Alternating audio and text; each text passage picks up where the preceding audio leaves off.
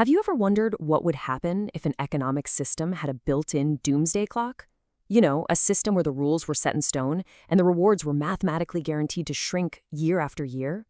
Well, that's not science fiction. It's the story of the DMD Protocol, and it's a flat-out race against the code. So let's just dive right in with that question. Seriously, imagine a game where the rulebook was locked in a vault on day one. No edits, no updates, no do-overs. And the prize pool? Well, that's hard-coded to get smaller and smaller with the absolute certainty of a ticking clock. How would you play a game like that? Well, that's exactly the scenario the DMD protocol was built to explore. It's a totally new kind of economic system, and it's all built around this idea of a fixed, unchangeable, and always decaying clock. Okay, so what is this thing, really? At its heart, the DMD protocol is designed to make Bitcoin productive in a totally new way. It's built on Base, and it uses tBTC, that's a decentralized version of Bitcoin, as its one and only reserve asset. Now that's huge, because it means the whole system is backed by the most secure and trusted asset on the planet. But the real mission here?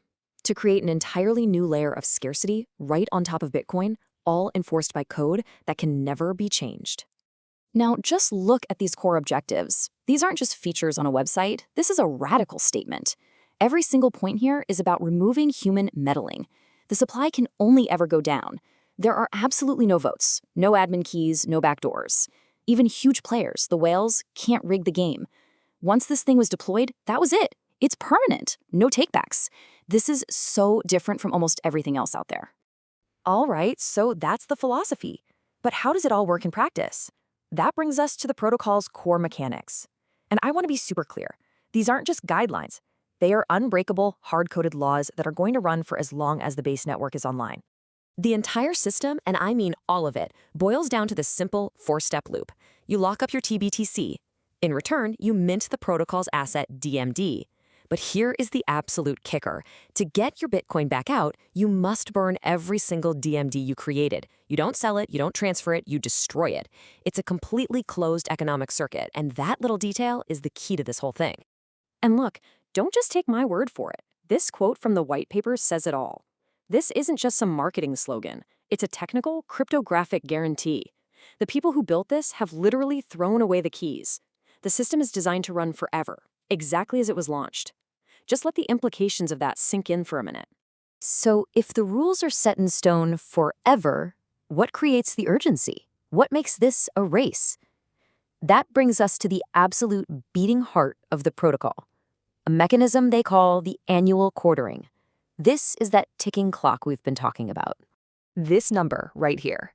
This is probably the most important thing to understand about the DMD protocol. Every single year, like clockwork, the total amount of new DMD that can possibly be created drops by a full 25%. It's not a maybe, it's not up for a vote, it is a hard-coded mathematical certainty. It's like gravity. And you can see exactly what that looks like right here. In year one, there are 3.6 million DMD up for grabs. By year two, that number has already dropped to 2.7 million. Fast forward to year five, and it's just over a million. The pie is shrinking, and it is shrinking fast. It's basically a game of musical chairs, but every year, a quarter of the chairs get taken away. So, what does this actually mean for you?